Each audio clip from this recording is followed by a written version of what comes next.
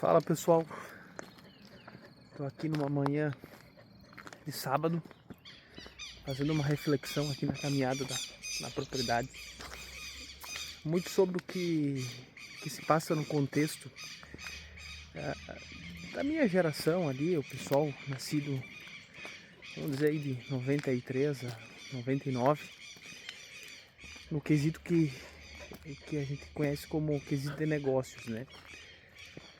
A minha geração, ela teve um padrão de buscar, enfim, faculdades diversas, onde o ensino superior era um fator preponderante para que a gente tivesse sucesso, né? Eu venho de uma família, aí minha mãe tem 9 irmãos, né? Eles totalizam 10 na família. Meu pai também, uma família considerável grande, falando hoje em dia, né? Eles são em 4, era para ser 5, né? Um acabou, enfim, vindo a se ausentar muito jovem, recém-nascido. E na época o panorama era que, o ensino superior era inalcançável para eles, né? Porque meus avós vieram de regiões bem periféricas, aqui do Rio Grande do Sul, regiões que não tinham um desenvolvimento muito grande, né? Eles não tinham incentivo ao estudo, ao intelecto. Trabalharam muito cedo, foram pessoas que se expuseram ao trabalho braçal, ao trabalho da agricultura. E eu via muito da minha avó, por parte de mãe. Eles são poloneses, né? De origem poloneses, que o ponto central era a subsistência, o escambo, e uma pequena fatia ela era vendida. Então essa geração ela veio carregada muito no trabalho e trabalhos tradicionais, né? Depois eles fizeram todo aquele êxodo rural, foram para cidades, e as cidades abrigavam indústrias, né? Indústrias que tinham seus polos muito bem definidos na época, né? Como por exemplo a região que nós vivemos hoje, aqui o cachorro, que nós vivemos hoje é uma região que teve móveis, região vinícola, região de bebidas, vinhos, né? Agricultura também. Então eles se postaram nessas atividades muito com o intuito de conquistar patrimônio, e na época eles conquistavam patrimônio. Meu avô, todos os filhos trabalhando em produções, né, na operação, que seriam atividades de entrada, conseguiram todos com um modelo de poupança, com um modelo de guardar o dinheiro, mesmo com as dificuldades de hiperinflação. Eles vieram aí no final da década de 70, início da década de 80, para a cidade, né, saíram do interior e começaram a construir aquele modelo de subsistência, de tu pegar e, enfim, trabalhar e guardar uma boa fatia do seu salário para constituir patrimônio. Todos tiveram sua casa, carro, todos tiveram sua mínima dignidade e guardaram algum dinheiro, né? E apostavam muito no INSS como uma fonte da aposentadoria estável. Eles comemoravam a aposentadoria, né? E se aposentavam muito cedo, né? Isso é um dos grandes problemas do Brasil hoje, porque nosso censo demográfico mudou, né? Eu tenho um filho, a minha mãe tem 2 e minha avó teve 10, né? Então, pelo sistema de repartição, isso gera um encargo muito grande para as novas gerações, né? A gente tem que fazer mais filhos, essa é a ideia. Então, nesse contexto, nenhum deles buscou ensino superior, todos eles trabalharam nessas atividades e conseguiram conquistar um mínimo de dignidade, né? E meus pais sempre falavam que a prioridade era estudo, era tu ter, enfim, um desenvolvimento pessoal baseado na educação, nos valores, né? E vai lá nós com o grande sonho de ter esse retorno. Tínhamos referências, no meu caso, poucas nessa relação enfim, de faculdade, de profissões mais intelectuais, porque na minha família eu não tive isso.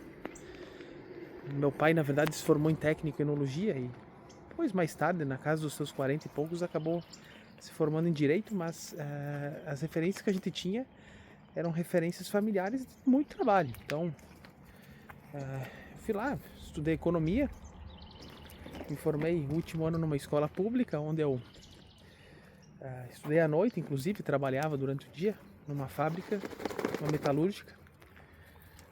E a gente foi estudando e via com o amadurecimento, com o contato com novas pessoas que tiveram outra desenvoltura, não só familiar e de referências, questões muito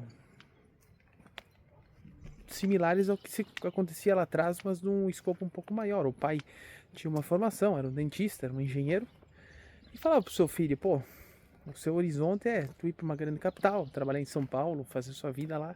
Lá tem grandes empresas, tem oportunidades muito grandes. Então, onde eu quero chegar com isso, né? A questão de perspectiva nossa, da nossa geração, ela foi muito difusa. Mas a gente pegou uma transição onde, pelo menos eu ali, meados dos meus 20, 21 anos, morando no interior, eu comecei a ter uma perspectiva um pouco maior das possibilidades, porque nós pegamos o advento da internet, das redes sociais, onde mostravam muito onde a gente poderia chegar. E aí morou o grande problema dessa geração, no meu ver, né? A crise de expectativas, porque nós temos hoje, na nossa sociedade, um modelo de sucesso muito fragmentado no material, no sucesso no cargo, no sucesso materializado num escopo um pouco mais tácito, né? Que é pegável. Um cargo, um carro, a vida que o cara leva. Mas eu acredito que nem tudo é para todo mundo, né? Eu analisei certos padrões. Eu me considero hoje um cara que acredito.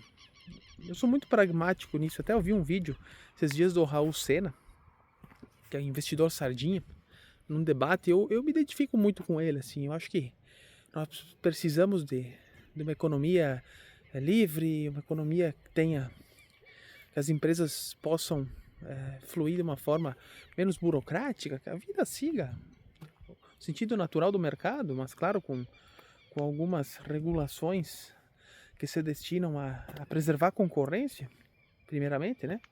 Que não vire um mercado sanguinário. Mas ao mesmo tempo eu acredito muito que nós precisamos de alguma justiça social para algumas pessoas que estão em caso de vulnerabilidade, né? Eu, por mais que venho de uma família ali de operários e tudo, eu tive muitos privilégios, cara. Nunca me faltou nada dentro de casa. Sempre tive comida, sempre tive um pai e uma mãe aí do lado, né? Tive escola, pude ir para a escola. Fiz minha vida de uma forma muito confortável. Mas tem pessoas que não têm essas condições. E aí que mora o grande perigo, né? Voltando às perspectivas, você vai entrar no mundo corporativo hoje. Eu tentei, eu fui atrás, tentei, mas o que eu me deparava, né? Eu, no meu auge dos meus 21, 22, 23, estudando numa universidade a qual era uma universidade boa, mas não era uma top de linha, trabalhando em empresas regionais, aplicava empresas na grande capital, recebia propostas, claro, de nível de entrada, que é isso que acontece, tá certo?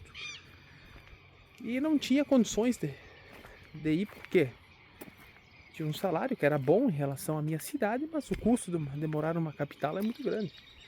E aí um jovem vai fazer o que? Vai repartir apartamento, vai fazer esses movimentos, e eu não tinha essa possibilidade na época. Tentei tudo que dava, não consegui. Então nem tudo é para todo mundo.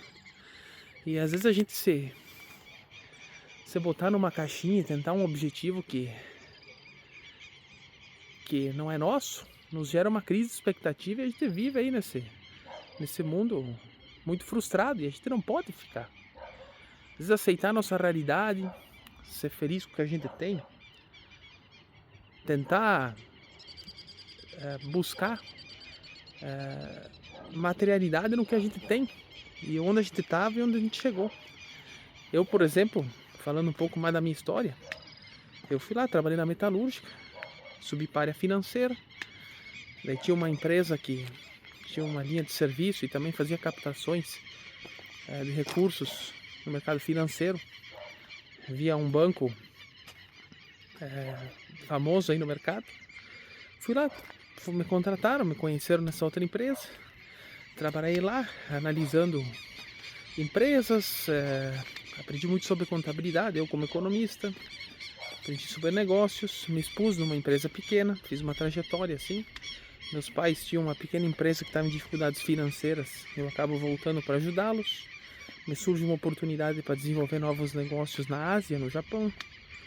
Monto minha empresa de serviços em finanças, porque eu acreditava que todo advisor, todo assessor, ele tinha que botar a mão na massa também. Hoje se comprova com os Haici ali, com a IA. E minha vida foi levando desse jeito, então as coisas vão se encaminhando de um jeito ou de outro. Mas ficar olhando a internet aí, comparando trajetória, o cara com os carrão e tudo, a gente nunca sabe o caminho que essa pessoa trilhou. Quem vive na economia real aqui, que nem eu, sabe que não é fácil, cara. Ah, faturei 100 milhões no meu negócio. Ah, cara, meu pai aí tem uma empresa, eu e ele aí, de 31 anos. É difícil crescer, gente. É capital extensivo, uma empresa de bebidas. Cada crescimento a gente carrega um capital de giro. Tudo é difícil. Então eu procuro ser pragmático, tanto no viés social como no viés de negócios. E o pragmatismo ele pode nos desacelerar, pode nos expor menos ao acaso, né? Mas por muitas vezes é buscar a nossa felicidade interior e entender que paz mental, fazer as coisas certas, ter negócios sólidos, partem muito mais de uma perspectiva de olhar para si e buscar uma convicção interna de que o passo a passo que a gente segue na vida não está apenas atrelado aos outros, às perspectivas externas, mas assim é o que nós construímos. Eu montei esse canal aqui, pessoal, para refletir um pouco sobre a vida aqui, meio que desmistificar esses gurus de internet, coaching e tudo, não com o intuito de provar que eles estão errados ou certos, mas mostrar uma perspectiva um pouco mais da terra aqui, ó, do chão, da vida real, e como as pessoas comuns elas constroem negócios. Eu sou um cara de finanças, então obviamente eu vou falar um pouco mais sobre isso, mas essa é a minha ideia aqui.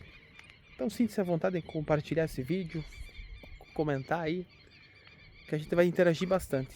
Aqui é uma pessoa comum, um empresário comum, um empreendedor que vive os problemas reais da economia, sem glamour, falando um pouco para vocês, tá bom? Grande abraço e um excelente final de semana a todos. Abraço!